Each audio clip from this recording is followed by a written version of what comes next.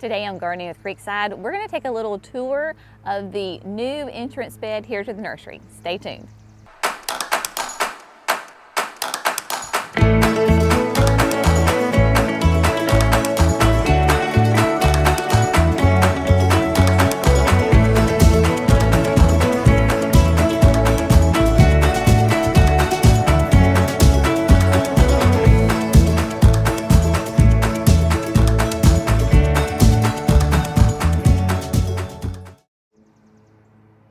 Hello friends, welcome to Gardening with Creekside. I am Jenny and today we're going to have a little garden tour. Here we are at the end of June. July is just knocking on the door. It's only a few days away and I wanted to come up here to the entrance to the nursery and show you this flower bed. We've been here several times before. This bed was created in the late fall, early winter of 2019, and we have reworked it several times, and I wanted to show you the additions, the changes that we have made. Now, if you can see where we are right now, it is in complete shade because this bed can be a little tricky, and it tricked us when we first planted it in that it is in the shade now, but then in the late afternoon, because the sun sets over here, it does get some hot afternoon sun. And this bed is not on irrigation, so the plants have to be able to thrive on their own in this environment. When we first planted it, we thought it got more sun than it really did, and some of the plants kind of struggled. So my mama and I made a lot of additions to this bed this past, gosh, it would have been like December, January, I think it was. We didn't film it, we just went and had fun and planted it. So I wanted to go through and show you the changes that we have made. I'll put the other, when we've been here before, I'll put those video links in the description so you can go to the video description and kind of see where it was when we first started and see the things that we have changed. So we're just going to kind of walk through the bed and let me just kind of explain to you what we have. So these lovely grasses, these are a Carex. This is part of the EverColor series of grasses. Great perennial grasses. They are evergreen. They are mostly shade loving. Just fantastic, great grasses. They kind of remind you of monkey grass, but they are not monkey grass. It's that EverColor series of Carex grasses. For fun and pop of color throughout the bed, we added Caladiums. So this is the Proven Winners Caladiums. This is Fast Flash. And so you can see I've got two here, and then as we go through the bed, they are in the front of the bed and then down on the corner again. Great thing about these Caladiums is that they can do sun or shade. So extremely versatile because the plants here on the front of the bed are going to get more sun than the plants in the back. That is what I have learned as I have studied this bed over the past year and a half. That's just what it does. So I've got the more sun-loving plants on the front of the border. The next addition that Mama and I made, or the first addition rather, I guess, that we made when we planted this winter, was we added some black pearl Heuchera. So we've got 5 of them right here, and you can see that they are blooming. So Heucheras, also known as corbels, fantastic perennials that are evergreen. They're mostly grown for foliage. They do bloom, but you can tell it's not, their blooms are not big, huge, showy blooms. It's for the foliage. Love black pearl again because it can do sun or shade. So extremely versatile, and between the grasses and the black pearl, even in the winter, I've got interest right here. So we've got those on the edge, and then we'll start going, well, let's hit these annuals first. So again, same Caladiums on the edge. They just thrive in our heat and humidity of the south. Again, this is not on irrigation, and these were planted 3 weeks ago probably. And so you can see clearly they're doing great. We've had some good rain, but these are doing well. So those are tucked in there in the front. And then coming behind those is my beloved, I love this plant. It's one of my favorite shade annuals. This is Illumination. It is a fantastic broalia. It loves the shade. It can handle some sun. Again, this is why it's in the front. I have it down at the shade garden at our house. that garden gets morning sun, this gets afternoon sun, but it's only for a couple of hours. So Broalia is wonderful. I like the Illumination is my favorite. It gets nice and big and mounded and has those gorgeous blooms all season long. So those are in here. And then coming through to the back, we have the angel wing begonias. So this is just the pink angel wing begonias. Again, another fantastic annual. Now this is going to be more of a shade annual. These are the exact same ones that I have in the hay rack outside of our kitchen window down in the shade garden. These again will get nice and large, have kind of a arching, weeping effect to them. So you notice that I went from kind of a small and I'm building up to the height back here with the angel wing begonias. So this little pocket right here will be my annual section. So these, if I want to in the fall, if I want to put pansies in here, I can, or if I just want to leave it blank, not a problem. So this is my little pocket of annuals.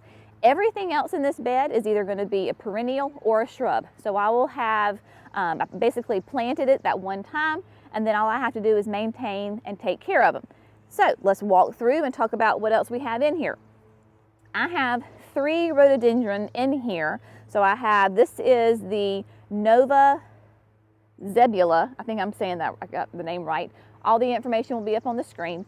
So the rhododendrons, again, fantastic evergreen shrub, more on the shade side. Again, they can do that filtered sun, do really well. This has an absolutely gorgeous, huge, like burgundy red bloom. So there, I've got one here, and then there's 2 that are tucked in near, closer to the Annabelles back there. Really pretty, and they are doing quite nicely in here. So we have great structure here. Now, what we did is we put in some hostas. So here we have 5 hostas. 4 of them are the exact same. These are Sum and Substance.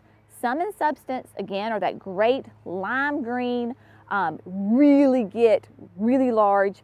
We had 4 of them at the nursery available. I wish I could have done 5 of all the same, but we only had 4, so you know, you go with what you got. So we did 4 Sum and Substance, and then here in the middle is Elegans. Elegans, again, will be a nice, really large hosta, but it is more of a blue-green. So that's why I put it in the middle, 2 on each side of the Sum and Substance, Elegans in the middle. So first year growth in here, remember there's like a little saying with your, in the horticultural world, with your perennials and your shrubs, those kinds of things. It's the sleep, creep, leap.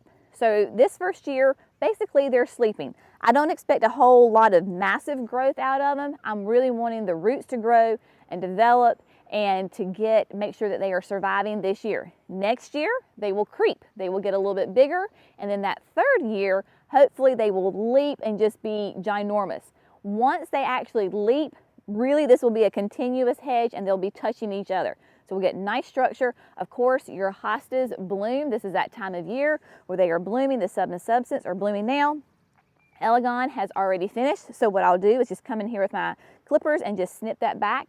But the blooms are fantastic for both hummingbirds and bumblebees and honeybees. All of your pollinators really love those hosta blooms. So we have those. Then here in the back, if you remember back in the early fall when I was doing some maintenance on that shade garden down there at the house, you saw me, these are the lady in red ferns, and there was 3 of them. And they loved the space, but they had gotten way too big. They were in front of my zebra hydrangea, and so I needed to take them out because they were just taking over the zebra, and I wanted the zebra to be the show. And so I took them out. I struggled with these things because they were massive, and repotted them. And then in the winter, they just kind of hung out in those pots until Mom and I were working in this bed, and I was like, oh, this will be the perfect spot for these lady in red ferns. So what we did is we had 2 because one is down in the the other 3rd one is down in the refrigerator with the huge drinking gourd hosta. So we had 2 of the lady in reds and we divided them. So we split them in half. So now we have 4. So we have 1, 2, 3, and 4. But you can see just how beautiful they are. Brings me some nice height to the bed here in the back. Definitely shade loving. So this is why we kind of tuck them in the back here. You can see these two are doing a little bit better than these two back here. Why are they doing that? Who knows? But again, this is the first year, so as long as they are happy and alive and doing well, then I'm very happy with them. So I love these Lady in Red ferns are back here. This sweet thing right here is an original from the bed that when we planted it back in 2019. Love this name. This is Fat Albert. So Fat Albert is a gorgeous blue-green, obviously it's going to be an evergreen tree. So Fat Albert will grow really well. It'll get nice and big here. It is an evergreen, so even in the winter, I have this great, fantastic structure here. So Fat Albert is doing quite well, and we are very happy with him. Yeah, so love him. Down through here, we've also got 4 more of the EverColor series of Carex grasses. These are going to be different than the ones up in the front corner. I believe these are Everillo. They get a little bit larger. So they're going to get a little bit taller, a little bit larger. Again, great evergreen grass. Behind them, we did 3 purple Daydreams. Like all of this was the part of the original bed when we put in. So the Daydreams, fantastic, nice, petite Loropetalums. They've been in for 1.5 years. I've never pruned them because we chose ones that are small. Purple Daydream will stay in that 2 to 3 foot tall and wide. You can see that they're wider than they are tall, which obviously standing here in front of the sign, we didn't want big, huge ones that we were going to have to fight. So Loropetalums are wonderful, but make sure you choose the right size for your space. Purple Daydreams are doing great. Now, on each side, we originally had put the Lemon Love Nandina, Lemon Lime Nandina. I get all the lemons mixed up. They just didn't do well. I think that it was too shady for them, wasn't enough sun, and they just struggled and they just looked bad. So we pulled them out really quickly. What we did put here, Mom and I put in here, was this is Florida Sunshine, which is a fantastic evergreen, shade-loving shrub. Still gives me that same color as the Nandinas I was going for, but they love the shade and they are doing fantastic. They're evergreen, love them. Now, you'll see dotted throughout this shade part of the garden, we did put in some of the Hippo Red. This is another annual. This would be similar in characteristics of the Coleus. So I could have put Coleus back here. I wanted to try the Hippo. I've never done the Hippo Red in a bed, so I wanted to try it out and see how it would do. So these are just dotted throughout, kind of filling in spaces throughout the back side of the bed. So those are in here. Now, also from that shade bed down at the house, when I took out the Lady in Red ferns, I also took out 3 Astilbe. Now, these Astilbe are at the end of their bloom cycle. This is Milk and Honey. Milk and Honey is a beautiful, as its name suggests, creamy white with a little bit maybe of a pink hint to it, but these were the blooms. So again, they're at the end of their life cycle as far as the blooms go, but just huge, nice, big, massive plants. Astilbes typically are shade loving. There are some newer varieties that can do the sun. Shade loving, fantastic. They are deciduous, just like your hostas. So in the wintertime, once we get that freeze, they'll die back and go down to the ground. But every year they just get larger and larger. Again, bring some height to your bed, some great color. So what I will do as far as the maintenance goes is I will just come in here just like my hostas, and I will take my clippers and I will just snip off where my blooms are. So that way I just have that great, beautiful foliage that will give interest to the bed. Now, wrapping around here, this section is a new addition that Mom and I did again this winter. We put in some Mahonia. So we put in 3 Mahonia. Mahonia, again, is another great evergreen, shade-loving shrub. It'll max out about that 3 feet tall, 3 feet wide. Really different interest to it. When we first got Mahonia, I wasn't sure if I liked it or not. For me, it has that kind of a bamboo-esque Asian feel for it, and I just wasn't sure if I liked it or not, but it really has grown on me. I really like this plant.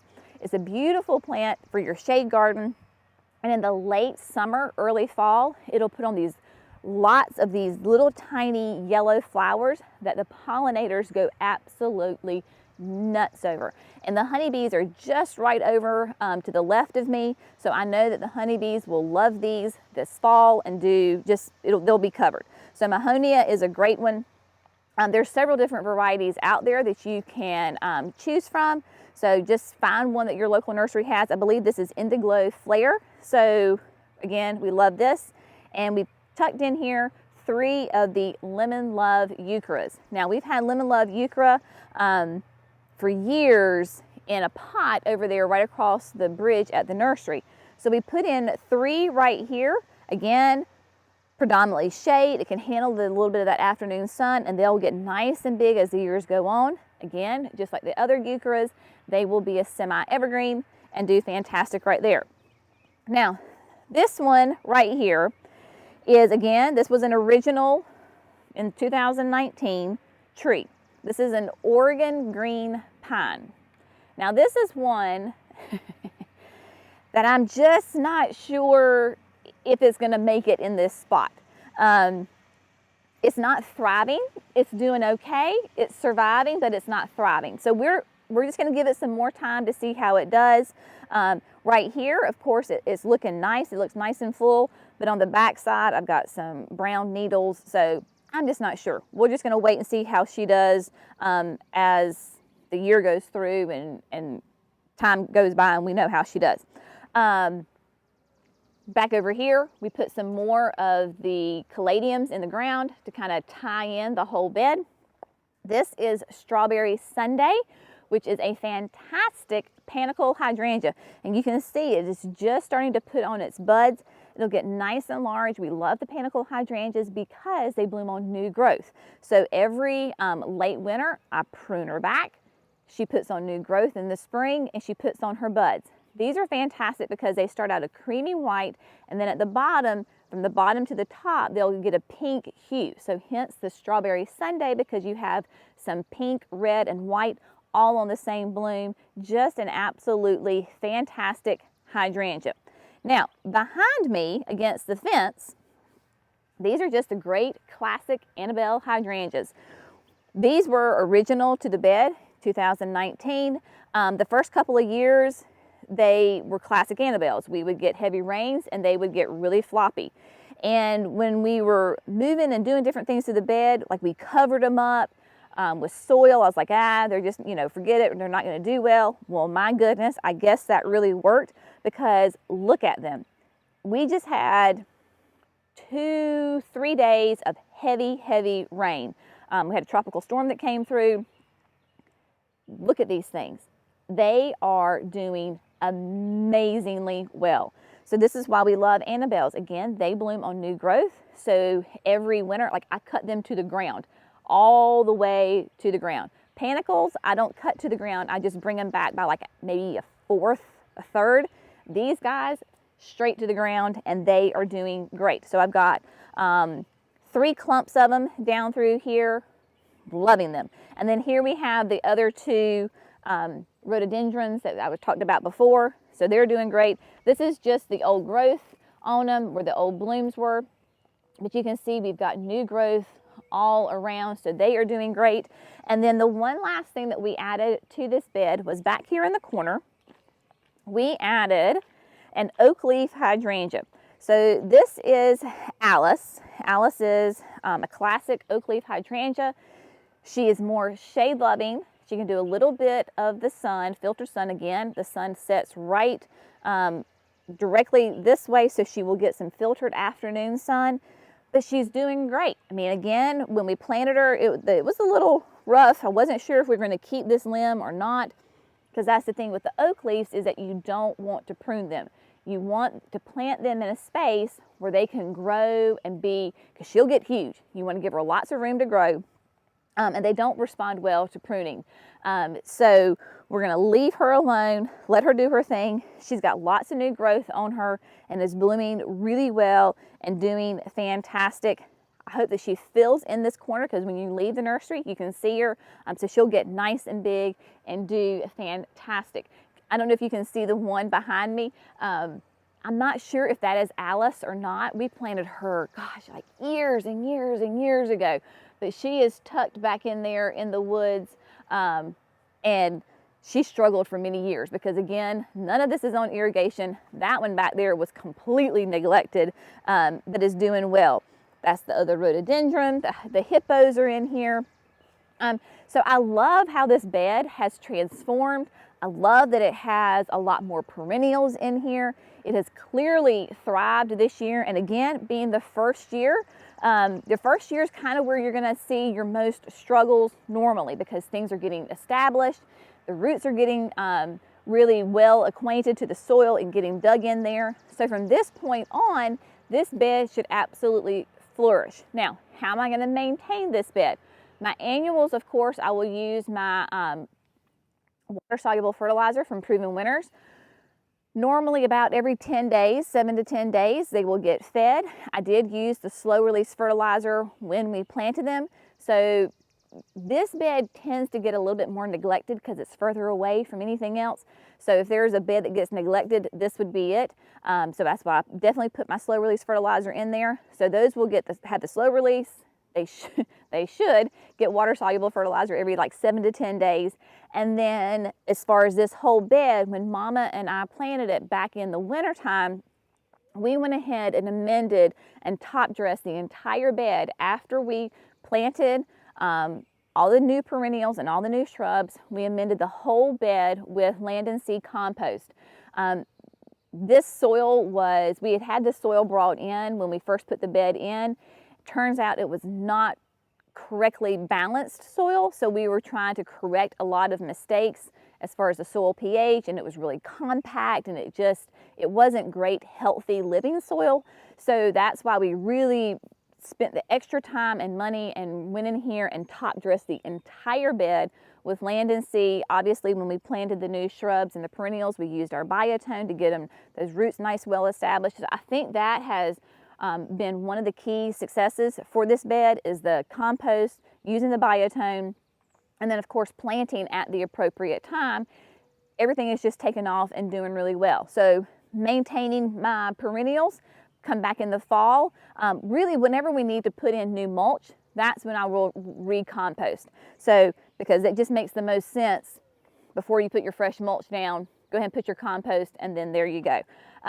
But I hope this has been a little fun, a little inspiring to show you how to deal with a problematic flower bed, because in the back it's really shady. In the front it's shade until the end of the day where it gets hot, hot afternoon sun. There's no irrigation. It really is neglected. And we have a great mix of both trees, perennials, shrubs, and flowering annuals. So you use everything that you have at your resource and make it happen and create a beautiful space. And if you make a mistake when you first create it, don't worry about it. Go back and fix it. That's where you become the student of your garden, and you study it. And what do your plants need? What do they not need? And then you adjust accordingly. So we're all learning as we go. Hope you have a fantastic day. Thanks so much for gardening with Creekside. We'll see you in the next video. Bye, friends.